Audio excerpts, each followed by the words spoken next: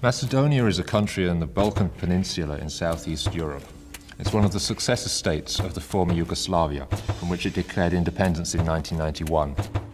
Since 2006, the conservative VMRO-DPMNE party has been in power, associated with the names of Gruevski, who was Prime Minister until recently, and Ivanov, elected as the new president. 25 years after the referendum that established Macedonia's independence, its citizens started in April 2016 standing up in defense of their own democracy and the rule of law in their country.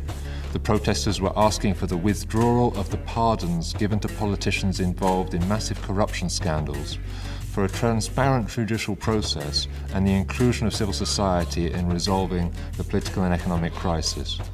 Macedonians protested against the government in up to 20 cities for months.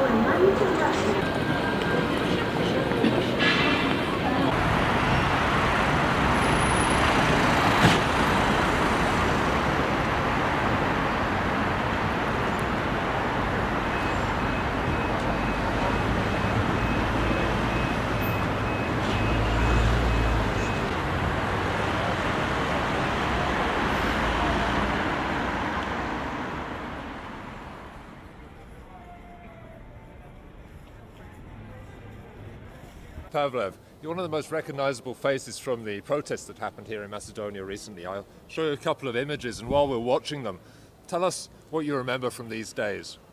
It was a very difficult period, and first of all, I'm one of many recognizable faces of the protest. Here is me committing a misdemeanor, I think, painting the triumphal gate. The thing is, what I most remember basically is building new friends, building new friendships. Yes, it was a very difficult time. Yes, we were tested a lot. We were pushed to our limits, but we managed to succeed and to have very big results, which was previously unimaginable. And the only reason why we managed to do that is because we stick together till the end. Mm-hmm. Maybe give us some idea of what those results are. What would you say were the results? Well, for example, over here you have shots and videos from two different times of protesting. One of them was last year when the leader of the opposition published illegally wiretapped conversation produced by the secret services that basically contained conversations for covering up a murder of a 18-year-old in the main square in Skopje on the celebration of the ruling party's victory in the elections. So basically what happened was, on their celebration, a member of the police killed a small boy, a young boy, because he wanted to come too close to the Prime Minister and to say hi. And the things just got worse from then. They tried to cover it up. We still don't know the truth. The case is still under investigation from the Special Prosecution Office. But the day when the opposition leader published those conversations, we spontaneously gathered in the streets. And that's when the protestira movement started, basically. And because the political processes were still ongoing, we weren't able to have such visible success that year. But the thing that we were able to do is to wake up the critical thought among the broader public. That thing continued this year. Basically, we gave every shot to the regular political processes when the parties just sat together and tried to make a deal. The most important part, by my account, of that deal was the establishing of the Special Prosecution Office. That's a prosecution office that's independent from our current system that's extremely politicized and partisan. And their jurisdiction should have been an investigation of every criminal act contained in the thousands and thousands of wiretapped conversations. Just for illustration, our Secret Service monitored the communications of over 20,000 citizens in the period from 2008 to 2015, which is a number several times higher than the Stasi count that happened in their entire period of existence. So if it wasn't so ugly, it would have been extremely funny. But what happened is the following. We managed to find out in the difficult way that as long as the Prime Minister and his party are on power, there is no way to see justice, because they used every political mean that they had at their disposal to block the work of the Special Prosecution Office. And that blockade culminated with a single stroke of a pen from our so-called president, Georgi Ivanov. By the way, the elections of our so-called president and of this government are under criminal investigation for being suspected of massive electoral fraud. So, on April 12, our so-called president, Georgi Ivanov, with a single stroke of the pen, abolished 56 politicians for 216 criminal acts from every kind of criminal responsibility. And that was the day when our final stage of the protests started. So, the very single day, there were thousands of people that came to the streets, and they demanded justice. At the beginning, there were some frictions and some conflicts with the police. But several days after the beginning of the protest, we started using paint as a mean for manifestation of our revolt and of our anger. And things continued to go on without any violent conflicts between demonstrators and the police whatsoever. Faced with that unique pressure that they didn't have any counter-defense against, they had to take a step back. So basically, 1 month later, our government cancelled the elections that were scheduled for June 5th. And 1.5 months later, the president abolished the abolitions. I mentioned a word about the elections. One of the main issues of the political agreement between the parties that happened last year is that they are going to settle their differences on elections, on fair and free elections. But the conditions for having fair and free elections were not met. And the result of that was the fact that the government and the ruling party scheduled their elections for June 5th, and they were the only party that they applied. Yeah. And they wanted to have that elections, where only one party had their candidate for the members of parliament. And it would have been crazy. Yeah, so let's come to the elections, because there's elections here on the 11th of December, yeah, right? In 16 days or something. Yeah. Some people have been saying, what hope have we got from the elections? Some of the candidates are the same, the main parties are the same. You're maybe not going to agree with that because you're one of the candidates, if I understand, right? So, I mean, talk us through what hope you see from the elections, and are the elections enough? Whatever the result, are they going to be enough to change this country? No, they're not enough, but they're the only chance that we are going to get. So there are several things to consider here. What we have learned is that Gruevski, Ahmetian, their regime won't step down from power willingly.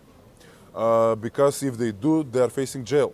For them, this is not a political combat, this is a combat for freedom, because they have committed such numerous crimes that they are facing sentences for multiple years of imprisonment. When we are speaking about the situation, is it the same now as it was before? I would say determinedly no. The reason is as follows. So basically you have the pro-government side and you have the opposition side. None of them were in the past open for cooperation with non-partisan members or civil society. That all changed the last year. The opposition came forward and approached the non-governmental organization, the civil society. And they said, look guys, we cannot bring them down, alone. We have a serious combat with criminals in power and we need your help. And the coalition Citizens for Macedonia was established. It was a coalition from every single opposition party with more than 130 non-governmental organizations from all around Macedonia. And the main thing here is that the opposition political parties learned that they cannot continue forward if they continue to use the same methods as they have before. So they opened their politics, they opened their programs, they opened their approach for attitudes and communication with the civil society and with the non-governmental organization. But last year we still had some friction among ourselves in our communication, and we did not manage to present such unified front as we did this year. This year, when the abolitions came and when the colorful revolution started, every single opposition political party unconditionally supported us. They didn't interfere in our political demands. They didn't ask for anything. They just said, look guys, we are behind you, you do your thing.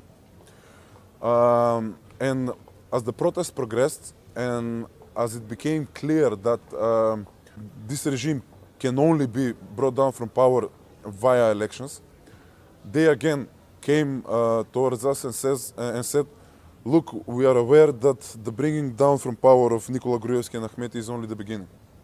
We are aware that the systemic reforms are needed in Macedonia in order to have a chance of one day being truly democratic society.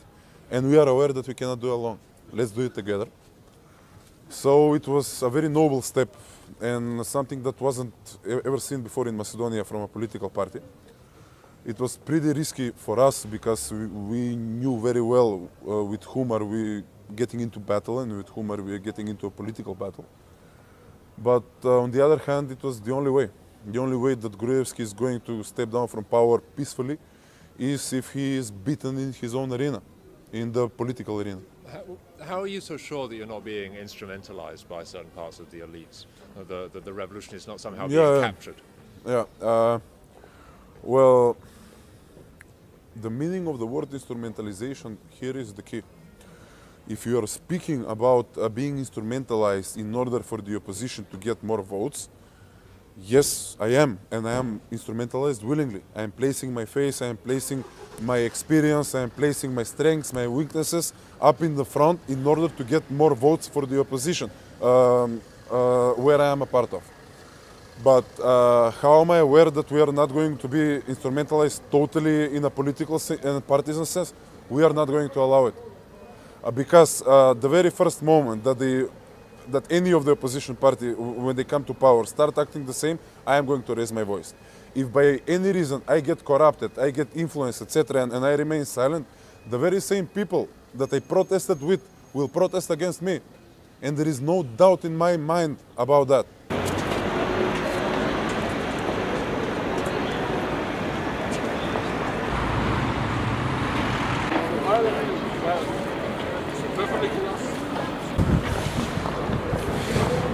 Theodora, you're part of the student plenums here in Macedonia. Maybe explain what the plenum was. Is it still going? How has it evolved? Right, so the plenum started as an initiative from students. It was actually a sort of reaction of young students in Macedonia towards this exam that the government wanted to introduce. It was a state exam that would regulate whether we can be seen as bachelors or non-bachelors, something that we believe that has been infringing the autonomy of our university, and therefore we decided to take things in our own hands. The first thing that we did is proclaim an autonomous zone.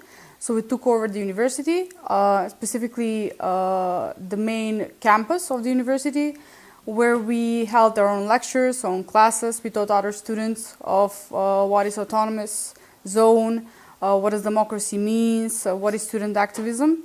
We later on organized one of the biggest protests in Macedonia, and maybe the only protest that was being held of that magnitude for the last maybe 10 years. It involved 10,000 students. The beauty of the student plenum wasn't in only the achievement that we got out of it. We stopped the state exam from getting into our autonomy in the university. But what we did is we sparked this sort of protest culture within our country again that has died out. I think a lot of people, not only students, were impressed by the power of what a protest, of what activism can do, of what specifically young people can do, and that inspired them to take on the streets on other social issues. And now in the run-up to the elections here, how is the attitude of the student activists evolving? Are they involved in the elections? Are they involved in parties? Right, so the plenum, although is not that big as it was, it does have its own problems, that some of them are not specifically related to this upcoming elections. However, we did have problems with student elections. We felt that the body that was governing us as students was not eligible to do so, was illegitimate, was using corruptive means to get to power. And so what we wanted to do is create a protest during the latest elections, which we thought that were fraudulent. And how the government reacted to that, they sent approximately somewhere around 60 police officers, special unit police officers, against roughly 20 students who were protesting peacefully. It was a quite violent night, and we expected that it would spark some sort of reaction from other people, from institutions, that this is wrong, that peaceful protests done by 20 students should not be something that is dealt with a lot of physical power from special units. However, I think people are overwhelmed in this society of what bad things can happen here, of what corruption is, how it's entrenched within our society. And I think this has discouraged a lot of students, or maybe frightened a lot of students, that maybe change sometimes can happen, but sometimes at what cost should it happen, and whether we should sacrifice our own safety, for, especially if you live in Macedonia, to fight for some social issues. Right. So on the plus side, I think that movements such as the plenum are big and powerful when they can galvanize a lot of people, since I think most governments are afraid of numbers, mostly numbers, and then everything else that follows. But when you try to act as a smaller group, of people, I think there are a lot of ways that your freedom, not only your freedom, but also your security can be endangered. And I think in those sort of circumstances, maybe people should be either careful of whether they should plan up front. I should say that this wasn't a planned protest, it's just something that happened. But again, I would say that people should be and should plan up front of everything they want to do. And specifically to these elections, I think a lot of people are aware of what they can do or what they should do. So I'm not sure, but I feel that a lot of students will react to the elections, whether they go in the direction that we wanted to go or the opposite direction.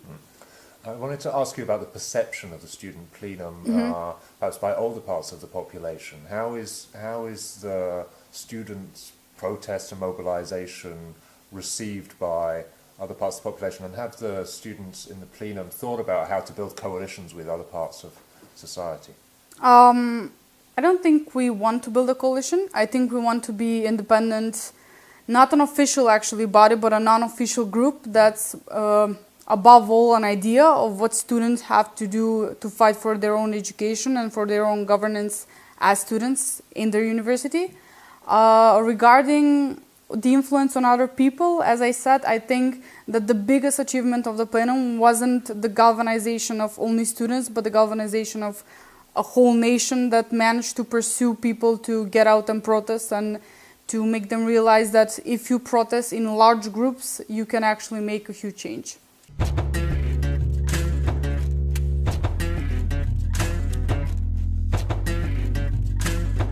There's been over 2 years of quite remarkable protests here in Macedonia, triggered in part by revelations about the political class, about all kinds of corruption, incredible stories. But I want to ask about some of the social conditions underlying the unrest, social conditions which must be different in different parts of the country. So maybe I could turn to you first, Ivana, to say something about that.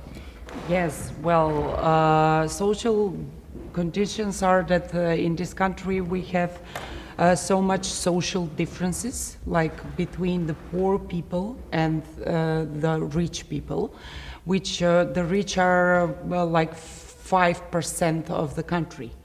And we have a huge poverty in the country. Also, there is inequality before the law. So this country has a deep need for rule of law. And then we started with the protest 2 years ago, with the students' protest, and then that continue with the protest for the political crisis and the wiretapping scandal. But the conditions that lead to that are very much social, because there are social differences and ethnic differences in this country, and that's a quite problem. Maybe, Vlora, you can continue on the same theme in explaining the ways in which the social demands came out through the protests. I mean, what kind of demands were there beyond rule of law and a decent political class? I mean, maybe... As an observer and as being part of the protest, I've seen that not a lot of the country's poorest were part of the protest.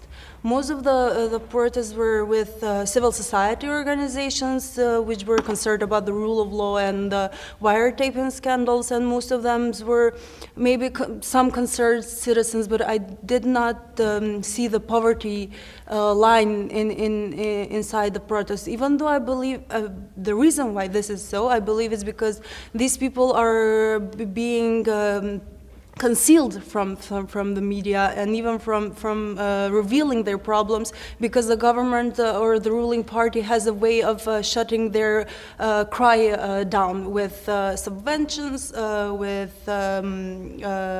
giving them some little parts, some crumbs here and there, so they're shutting their voice down so they cannot show their true self. It's interesting that you say that some groups were not taking part in the protest. It would be interesting to hear a little bit more about the ethnic composition of the protests, and also, maybe you come in on that, how in this run-up to the election period, you know, different parts of the society are making claims or making demands.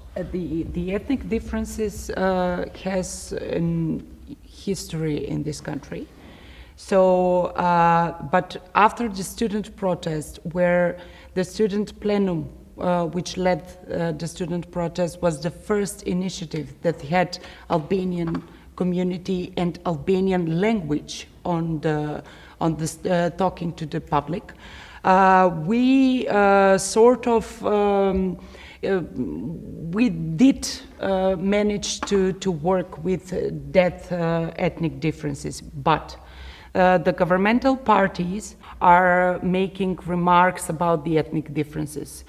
Someone wants to steal our country, the Albanians will come and they will take your country, they will take your language, they will take your constitution. And we have ethnic, multi-ethnic differences, but I think that now we are sort of managing that, and this is just an issue for the governmental parties and for the governmental propaganda. Oh, well, I can talk this from a different perspective because I'm Albanian and that's considered a minority in this country. But when I started to get integrated to the society, it was actually when I started university, when I was 18 years old. And until then, there was the separation. I was not really included with, even though I lived in a mostly Macedonian neighborhood, I only had like friendly relations. And I think this is the problem because we're not getting integrated enough. We're not communicating enough with each other. But during the last period, during the last 2 years, I've seen a lot of Macedonian and Albanian and other ethnic minorities in Macedonia communicating with each other, which is a very good thing because it means that we are overcoming this concept of nationality, which is really falsely constructed. I do not believe in the concept of nationality personally. So if we overcome this process, we can create really a beautiful country in Macedonia, and it is possible. We saw it in the protest. But if we talk about the composition of ethnicity in the protest, I think it was mainly Macedonian. That's because maybe Albanians were not feeling that these problems were theirs. Because mainly of the wiretapping scandal, we can see that mainly it was with Macedonian politicians. But it was this class that was part of the protest, this Albanian class, this higher class. So we are talking now even with another problem, with classes within the ethnic communities. Are these higher classes being more aware of the problems, and this lower, let's say, classes that are being discriminated, or they think about survival and not about these civic issues that are happening in our country. But if we integrate them, if we address this class issue, and if we get more integrated in the school system, in the education system, I think we can overcome that, and there have been really positive signs of overcoming this, at least these past 2 years. I think that we made a step towards, because we understood, all of us, Macedonian, Albanian, Serbs, Turks that are living here, that the one enemy is the governmental party and establishment, because they are the richest party in Europe. They wiretaped us and they stole our money, so from our taxes. And now we have a common enemy, so they need a propaganda story that we are like ethnic communities, that we are enemies between each other. But that is, I agree, we have to work on integration. We have to work on educational system. We have to work to understand that the nationality or the religion is not an issue, because we live in the same system. Vedran, I want to bring you in to react to what you've heard, but also maybe to zoom out a little bit and say what the significance is, perhaps, of actually what's an extraordinary series of protests and also political events in this country, but not unique in the region in terms of protests and also scandal.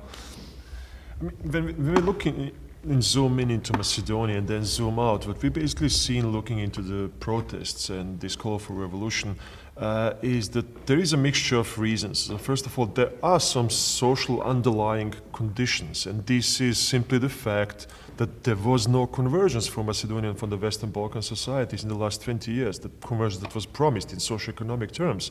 And there are even statistics that are telling us that if the countries will develop and have annual growth rates of 4 to 5%, they will need at least 30 to 40 more years to catch up with the European countries. So there is an underlying social condition, the inequalities, the division between mobiles and non-mobiles, the poor and the rich. And then there are the political trigger moments. And what we have seen in Macedonia in the last few years is a kind of a common, almost unfortunately European momentum of regimes that fake democracy, establish a strong rule inside the country, use different techniques and tools to keep the rule, and monopolizing or instrumentalizing the ethnic questions is something that we have seen in Bosnia, we have seen between Serbs and Croats, and we have it all across Europe. I mean, Orban is doing nothing else than just putting the emphasis on this national retrograde question. So we see that kind, so many points in the Macedonian situation which can be generalized, but the common denominator is, and this is the huge question, there is a new chameleon, this illiberal authoritarian chameleon, which is presenting itself as democratic, but at the same time destroying the notion of democracy substantially, establishing a strong rule by one male leader usually, a traditional, conservative, nationalist, anti-pluralist, and this is spreading across Europe, unfortunately, and there is a need to mobilize energies. And when we then zoom in into Macedonia, this kind of mobilization of social capital that is still out there, transgressing and transcending the ethnic boundaries and the class boundaries to a certain degree, is something that has happened, that is happening in Europe elsewhere, and might be just a kind of one of the puzzles that fits into the broader European picture, in this broader European togetherness in action. I want to maybe put a difficult, provocative question, which is the following. Everybody obviously hopes that the elections in a couple of weeks here will bring some sort of positive change. But if they don't, if the situation doesn't change, because it's striking that there are obviously very local factors of what's going on, but there's also regional trends, there's things that are very difficult to be adjusting to. So if the situation doesn't change, what then ought we to be doing? After these 2 years or more of protests, and what then should we be doing? We see a European line, practically, of regimes that are sort of autocratic, Hungary, Turkey, Macedonia, and Serbia has pretty much going fast in that location. So what do we do next if the elections doesn't give the change? This country will stay with old people because the youngs are going to leave the country.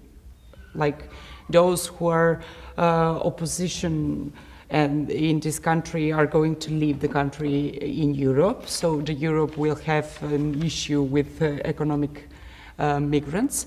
And I think that we need to fight. I'm not a pessimist now, and I will not be. We need to fight even though if the citizens are not having the same will of the government that we want to see.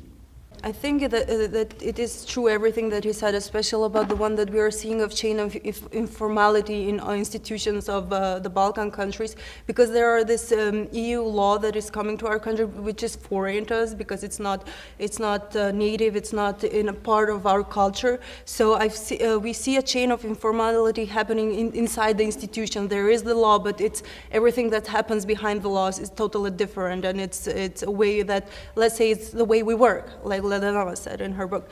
So, but the other question, what would happen in the worst case scenario, I say, I think that, yeah, that's true. Most of the young people will leave this country. They're already doing that, but I truly believe that we could stay and fight.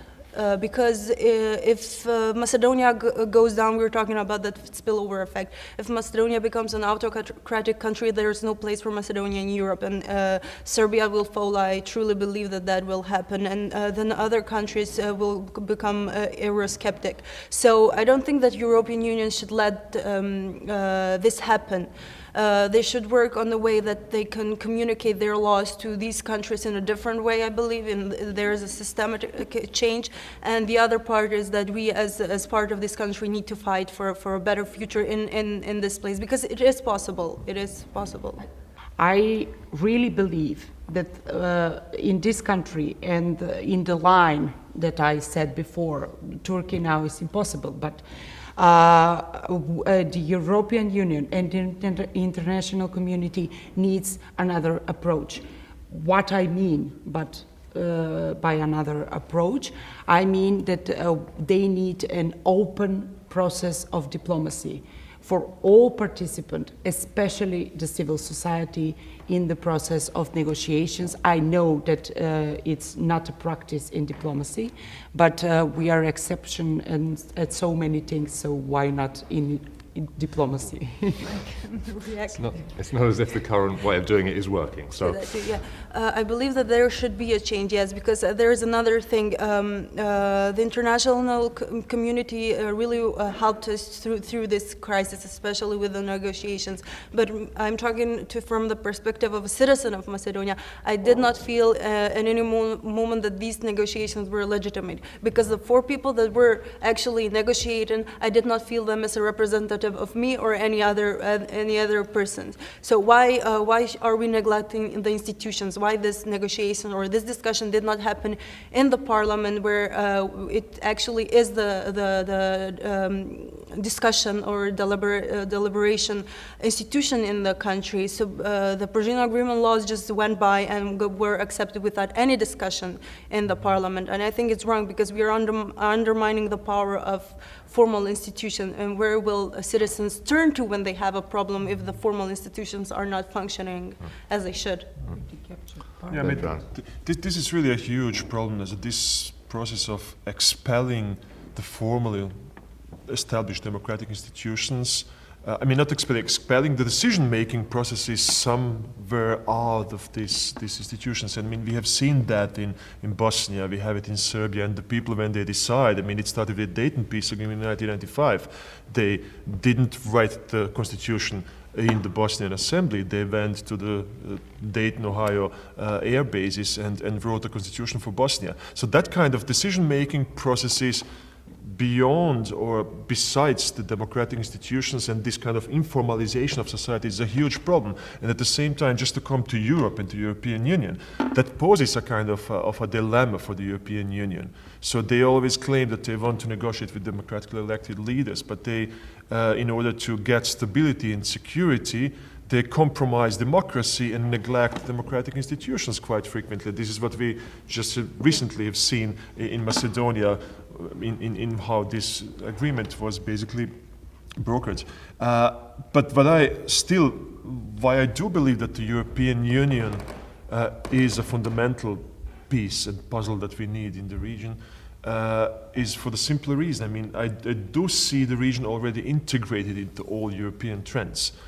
Everything that is happening on the European level, be it illiberalism, be it financial economic shocks, is immediately coming to the region and hitting the peripheries, not only this periphery. I mean, there are so many peripheries of Europe. And if there is not a kind of a new democratic polarization, as Habermas is asking for, if there is not a kind of a re-energizing core of the European Union, there will be no role model, and then what might be then left for the periphery will be just negotiations behind closed doors, compromising democracy yet again, but not having a kind of a path towards the future. So this is one of the pieces. We need a renewed European Union as a political and social union in order to be a vivid, functional role model and broker for the Western Balkans, for example. And the second piece, just briefly, we also need that kind of enthusiasm and energy that we have on European level in so many cities. Just when we look to Spain and to this process of municipalization, how they come together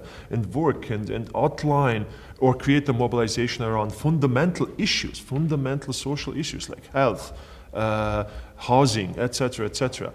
This is what where Macedonia, Bosnia, Serbia fit in, and this is the moment where that kind of enthusiasm and optimism and this kind of fighting for the right cause on the European level and then the local level at the same time might, together with a renewed European Union, offer a perspective. Otherwise, we all have to leave, but we don't want to leave.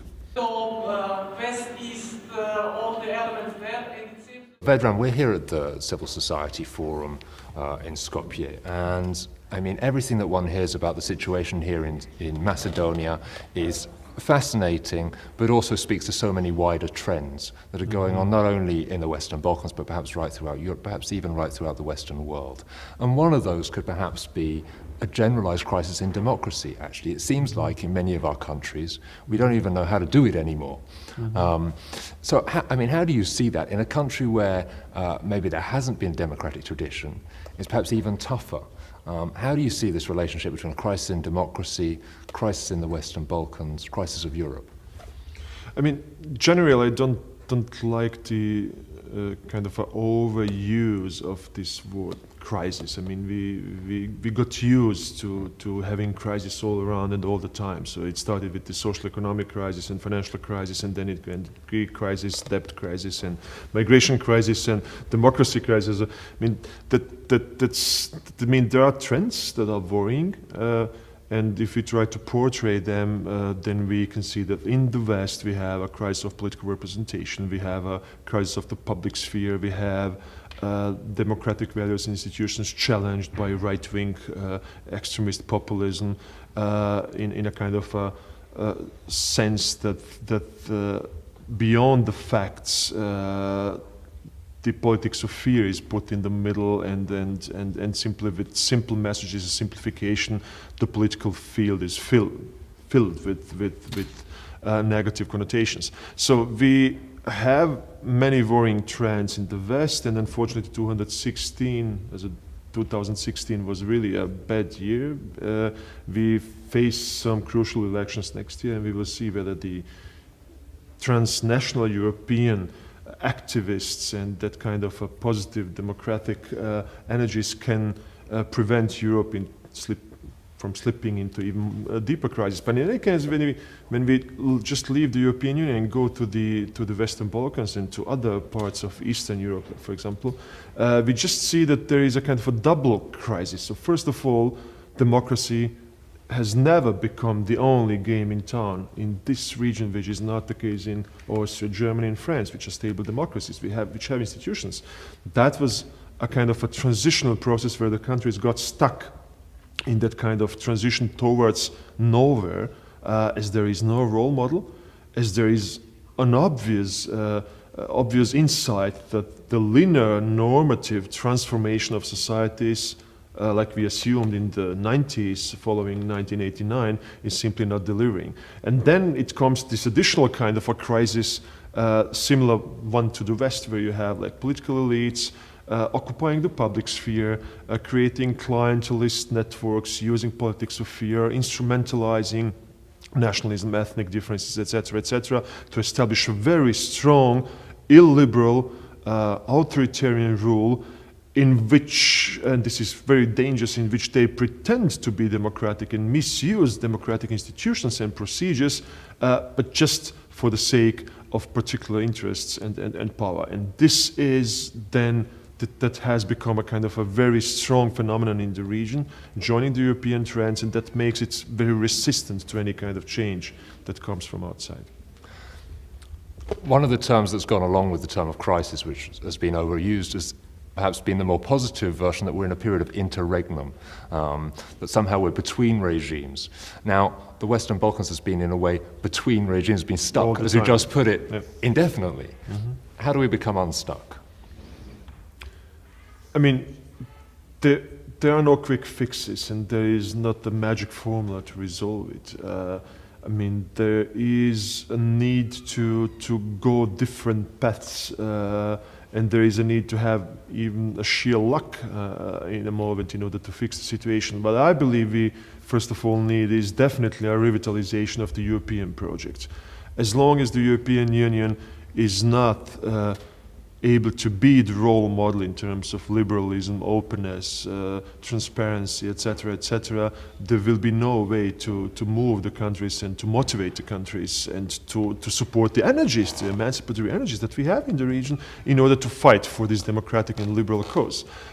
This is first of all, and then we definitely need younger generations, so generations of people that like to think critically, that like the reflection and even complexity of the world that we are living in, and that are able to transfer and transform this kind of complexity into political action.